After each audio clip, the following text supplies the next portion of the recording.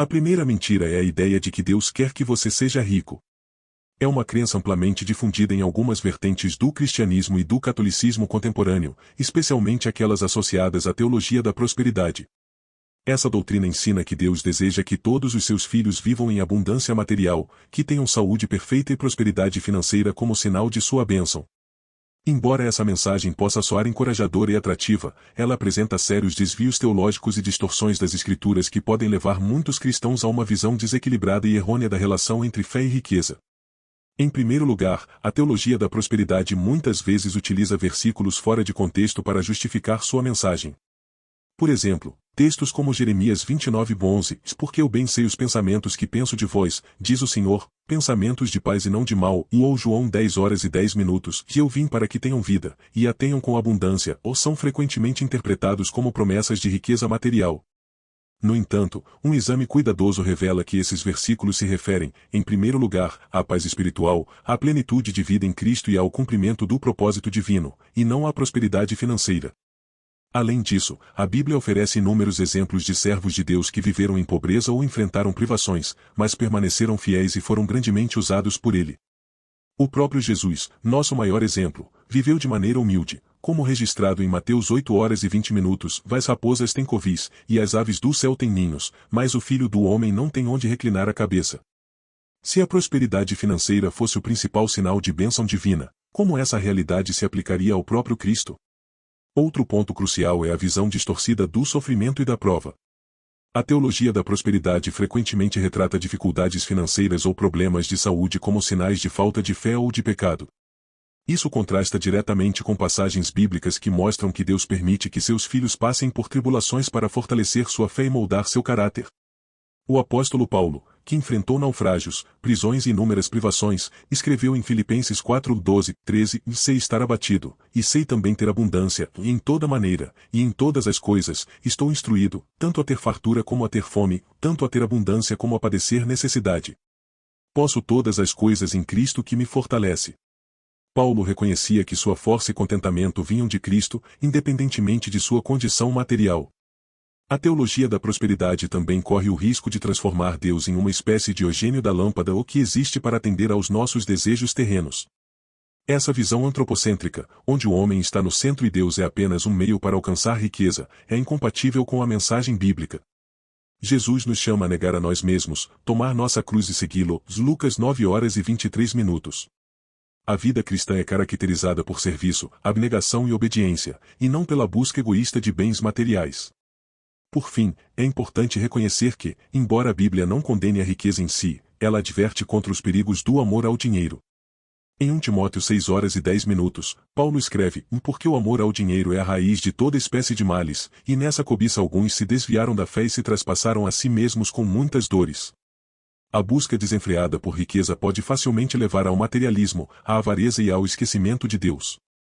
Portanto, embora Deus possa abençoar financeiramente alguns de seus filhos, isso não é uma promessa universal nem um indicador de espiritualidade ou favor divino.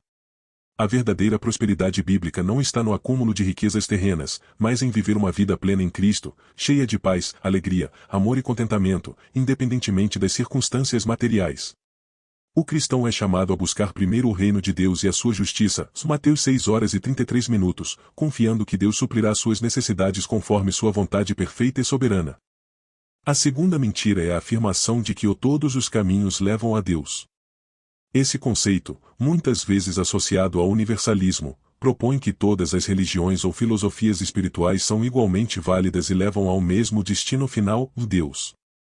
Embora essa visão possa parecer inclusiva e respeitosa, ela está em completo desacordo com os ensinamentos da Bíblia, que apresenta Jesus Cristo como o único caminho para a reconciliação com Deus.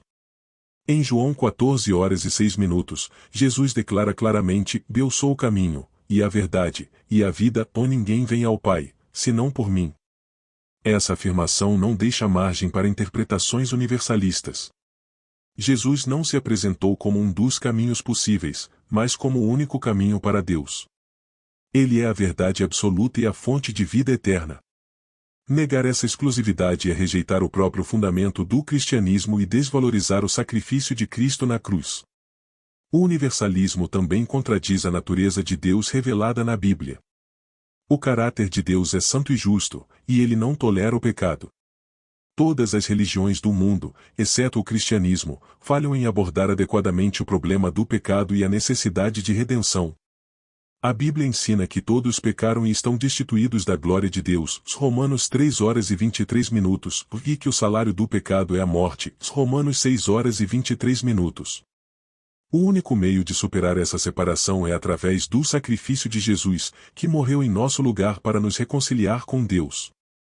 Outro ponto importante é que o universalismo dilui a mensagem do Evangelho. Se todas as crenças levam a Deus, então o sacrifício de Cristo se torna desnecessário. Mas o apóstolo Paulo refuta essa ideia em Gálatas 2 horas e 21 minutos, porque, se a justiça vem pela lei, então Cristo morreu inutilmente. A cruz de Cristo é central para a fé cristã porque ela demonstra tanto o amor de Deus quanto sua justiça. Deus amou o mundo de tal maneira que deu seu Filho unigênito, de João 3 horas e 16 minutos, mas também exigiu o pagamento pelo pecado, que só poderia ser feito por meio do sangue de Jesus. Além disso, o universalismo ignora as diferenças fundamentais entre as religiões. Enquanto algumas tradições espirituais ensinam que Deus é uma força impessoal, outras apresentam múltiplos deuses ou rejeitam a ideia de uma divindade. Somente o cristianismo apresenta um Deus pessoal que busca um relacionamento com a humanidade e oferece salvação pela graça, através da fé em Jesus Cristo, Efésios 2, 8 e 9. A Bíblia também deixa claro que haverá um julgamento final. Em Mateus 25, 31, 46, Jesus descreve como ele separará as ovelhas dos bodes, representando aqueles que o seguiram e aqueles que o rejeitaram. Apocalipse 20 horas e 15 minutos reforça essa ideia, e aquele que não foi achado escrito no livro da vida foi lançado no lago de fogo. Esses textos não deixam espaço para a ideia de que todas as pessoas, independentemente de suas crenças, terão o mesmo destino eterno.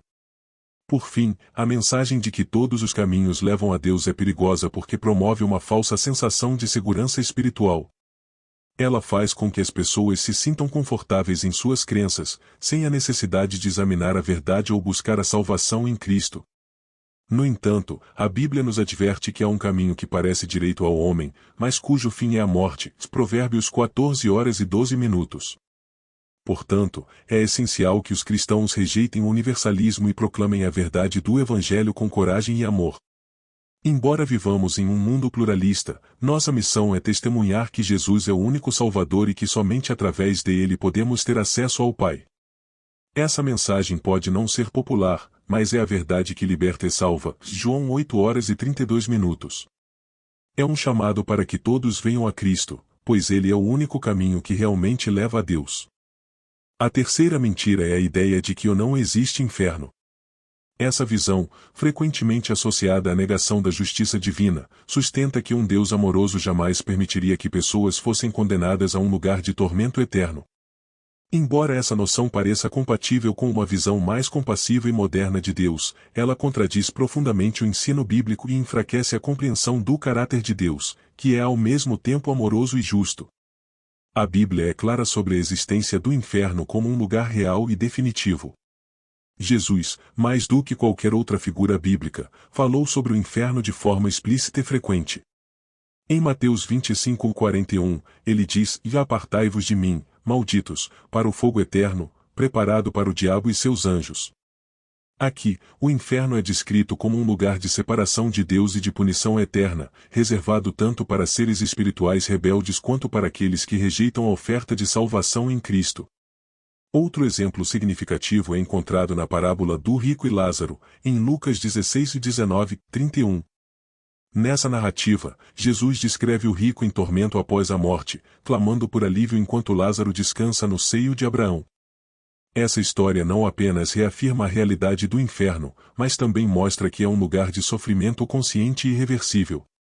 Negar a existência do inferno é, em essência, negar a justiça divina. Deus é perfeitamente santo e justo, e sua santidade não pode tolerar o pecado. Em Romanos 6 horas e 23 minutos, Paulo escreve: "Porque o salário do pecado é a morte, mas o dom gratuito de Deus é a vida eterna em Cristo Jesus, nosso Senhor." Embora Deus ofereça graça e salvação a todos por meio de Jesus Cristo, aqueles que rejeitam essa oferta permanecem sob a condenação do pecado. Ignorar a existência do inferno equivale a minimizar a gravidade do pecado e a necessidade do sacrifício de Cristo. Além disso, a ideia de que não existe inferno frequentemente se baseia em uma visão distorcida do amor de Deus. É verdade que Deus é amor, 1 João 4:08, mas esse amor não anula sua justiça. Um Deus que ignora o pecado e não pune o mal deixaria de ser justo e santo. Em vez disso, a Bíblia apresenta um Deus cujo amor e justiça coexistem perfeitamente. Seu amor é tão grande que ele enviou seu Filho para pagar o preço pelos nossos pecados, de João 3:16, mas sua justiça exige que aqueles que rejeitam essa oferta enfrentem as consequências de seus atos. A existência do inferno também é um testemunho da seriedade do livre-arbítrio humano. Deus não força ninguém a amá-lo ou segui-lo. Ele respeita as escolhas de cada indivíduo, e o inferno é, em última análise, a separação eterna de Deus, que é escolhida por aqueles que deliberadamente o rejeitam. Em 2 Tessalonicenses 1:09, Paulo descreve o destino daqueles que não obedecem ao Evangelho, destes sofrerão a pena de destruição eterna, banidos da presença do Senhor e da glória do seu poder. É importante destacar que o ensino bíblico sobre o inferno não é projetado para causar medo, mas para despertar um senso de urgência e levar as pessoas ao arrependimento. Deus não deseja que ninguém pereça, mas que todos cheguem ao arrependimento, de 2 Pedro 3:09. O inferno não foi criado para a humanidade, mas para o diabo e seus anjos, Mateus 25:41. No entanto, aqueles que seguem o caminho da rebelião e rejeitam a oferta de salvação acabam compartilhando desse destino. Negar o inferno também tem implicações práticas na vida cristã. Quando removemos o conceito de julgamento eterno, a necessidade de proclamar o Evangelho e de viver em obediência a Deus é diminuída. Isso cria uma falsa sensação de segurança espiritual e pode levar à apatia em relação à missão de evangelizar e discipular. Em suma, o inferno é uma realidade bíblica que reflete tanto a santidade de Deus quanto a seriedade do pecado. Negá-lo é comprometer a mensagem do Evangelho, que oferece salvação justamente porque existe algo do qual precisamos ser salvos. É por isso que Jesus veio ao mundo, para resgatar-nos do poder do pecado e da morte e nos reconciliar com Deus. A boa notícia é que ninguém precisa experimentar o inferno, porque Cristo já pagou o preço por nossos pecados. Aqueles que creem nele e o aceitam como Senhor e Salvador podem ter a certeza de uma vida eterna ao lado de Deus, João 5:24. Portanto, em vez de rejeitar a doutrina do inferno, devemos compreendê-la como parte do plano redentor de Deus, que nos chama a viver em santidade e a compartilhar sua mensagem de amor e salvação com o mundo. Essa verdade deve nos motivar a buscar a Deus com mais fervor e a levar outros a fazerem o mesmo, antes que seja tarde demais. A quarta e última mentira é a ideia de uma vez salvo, sempre salvo. Também conhecida como a doutrina da segurança eterna, ela ensina que, uma vez que uma pessoa é salva por Cristo, sua salvação está garantida para sempre, independentemente de como viva após essa experiência.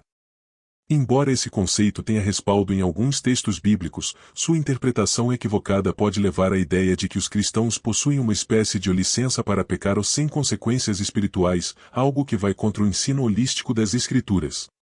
A doutrina da segurança eterna encontra base em passagens como João 10:28-29, onde Jesus declara: Eu lhes dou a vida eterna, e jamais perecerão, ou ninguém as arrebatará da minha mão. Meu Pai, que mais deu, é maior do que todos, ou ninguém pode arrebatá-las da mão de meu Pai. Esses versículos mostram a força e a fidelidade de Deus em guardar aqueles que são seus. Romanos 8:38-39 também reforça essa confiança, afirmando que nada pode nos separar do amor de Deus que está em Cristo Jesus.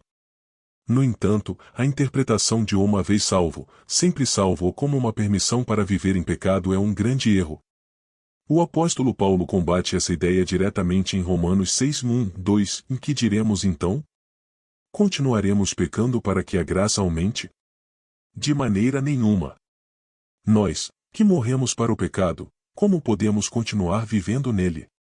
A verdadeira conversão a Cristo resulta em uma transformação interior que leva à santidade, e não à indiferença quanto ao pecado. A Bíblia é clara ao afirmar que a salvação é um dom gratuito de Deus, recebido pela fé, e não pelas obras, Efésios 2:8-9. No entanto, essa fé genuína sempre produz frutos de arrependimento e obediência. Mateus 7:16, 20, Tiago 2 horas e 17 minutos. A graça que salva também é a graça que transforma. Aqueles que professam fé em Cristo, mas continuam a viver deliberadamente no pecado, mostram evidências de uma fé morta ou superficial. Um dos maiores perigos da má interpretação de uma vez salvo, sempre salvo é a negligência da santidade de Deus e da seriedade do pecado. Hebreus 12 horas e 14 minutos diz: E segui a paz com todos e a santificação, sem a qual ninguém verá o Senhor. O escritor de Hebreus também adverte sobre o risco de se afastar deliberadamente da fé, descrevendo um julgamento terrível para aqueles que rejeitam a graça de Deus. Hebreus 10:26, 31. Esses textos mostram que a segurança eterna não deve ser usada como desculpa para uma vida desobediente, mas como uma motivação para permanecer firme em Cristo. Além disso, Jesus ensinou sobre a necessidade de perseverança na fé. Em Mateus 24 horas e 13 minutos, ele afirmou: Mas aquele que perseverar até o fim será salvo. Essa perseverança não é uma condição para ganhar a salvação, mas uma evidência de que a salvação genuína aconteceu. A verdadeira fé é perseverante, e aqueles que estão em Cristo demonstrarão isso ao longo de suas vidas. A doutrina da segurança eterna não deve ser vista como uma licença para pecar, mas como um convite para viver em obediência e gratidão a Deus. Em Filipenses 2:12, 13, Paulo exorta os cristãos a trabalhar em sua salvação com temor e tremor, reconhecendo que é Deus quem opera neles tanto o querer quanto o realizar. Isso reflete o equilíbrio bíblico entre a soberania divina na salvação e a responsabilidade humana em corresponder a essa graça com uma vida de santidade. Por outro lado, é importante ressaltar que a salvação não depende de nossa capacidade de viver perfeitamente. Todos os cristãos pecam e falham, mas a segurança eterna nos lembra que, quando caímos, podemos nos arrepender e confiar na fidelidade de Deus para nos perdoar. 1 João 1 hora e 9 minutos.